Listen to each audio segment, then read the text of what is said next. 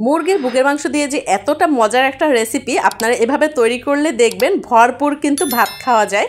আসলে যাদের মুখে রুচি থাকে না, জ্বর আসে, এই গরমের জ্বরটা কিন্তু এতটা খারাপ, কোনো কিছুই খেতে ভালো লাগে না, তখন কিন্তু এরকমের একটা রেসিপি তৈরি করে আপনারা বাসায় দিতেই পারেন। তাহলে কিন্তু দেখবেন আসলেই অনেকগুলো ভাত খাওয়া যায়।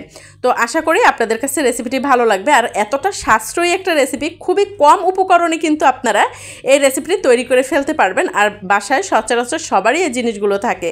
আশা করি আপনাদের কাছে ভিডিওটি ভালো লাগবে। যদি ভালো লেগে থাকে প্লিজ আমার চ্যানেলটি সাবস্ক্রাইব করে দেবেন, লাইক করবেন, সুন্দর একটা কমেন্টস করবেন, শেয়ার করে আপনি আপনার টাইমলাইনে রেখে দিতে পারেন। একেবারে সহজ এবং ইজি একটি রেসিপি, আশা করছি আপনাদের কাছে বেশ ভালো লাগবে। এখানে হচ্ছে মুরগির বুকের মাংস নিয়েছি, দেখতে পাচ্ছেন পিস পিস করে কেটে নিয়েছি। পরিমাণ মতো লবণ, হলুদের গুঁড়া আর হচ্ছে পরিমাণ মতো মরিচের গুঁড়া দিয়েছি। দিয়ে হাতের সাহায্যে সুন্দর করে একটু মেখে নিচ্ছি।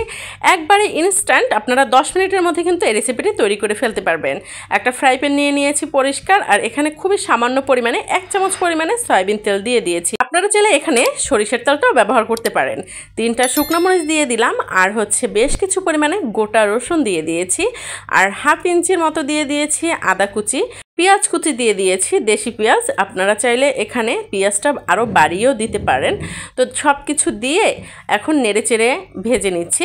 আপনারা এই যে দেখতে পাচ্ছেন কতটা কম উপকরণ দিয়ে কিন্তু এতটা মজার একটা রেসিপি তৈরি করা যায়।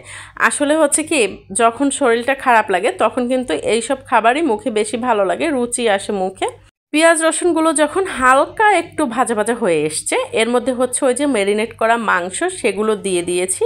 আসলে দেখা যায় কি, পরিবারের অনেকেই আছে যে মুরগির বুকের মাংসটা খায় না, শেষ পর্যন্ত কিন্তু ঘরের মায়েদের জন্যই পড়ে থাকে।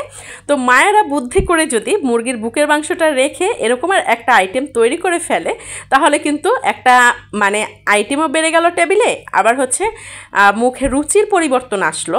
এটাই হচ্ছে বড় কথা। আসলে সিজনাল জ্বরটা খুবই খারাপ, বর্তমানে সব জায়গায় হচ্ছে জ্বর, আর গরমের জ্বরটা এতটা খারাপ। তো কথা বলতে বলতে দেখতে পাচ্ছেন আমার মাংসগুলোও কিন্তু ভাজা হয়ে গেছে। তো এখন হচ্ছে ব্লেন্ডারের মধ্যে দিয়ে ব্লেন্ড করে নিব। আপনারা চাইলে কিন্তু শিলপাটায় বেটে নিতে পারেন, বাট মাংস যেহেতু শিলপাটায় বাটতে একটু কষ্ট হয়ে যায়। আর এই যে দেখতে পাচ্ছেন আমার কিন্তু মাংস ভর্তা একেবারে রেডি, আর খুবই মুখরোচক একটি খাবার। এটা কিন্তু আমার বাসার আমার ছেলে বিশেষ করে বলেছিল, মা এটা ভর্তা না, এটা কিন্তু অমৃত। আশা করছি আপনাদের কাছেও ভালো লাগবে। ভালো লাগলে প্লিজ কমেন্টস করবেন, শেয়ার করে টাইমলাইনে রেখে দিবেন।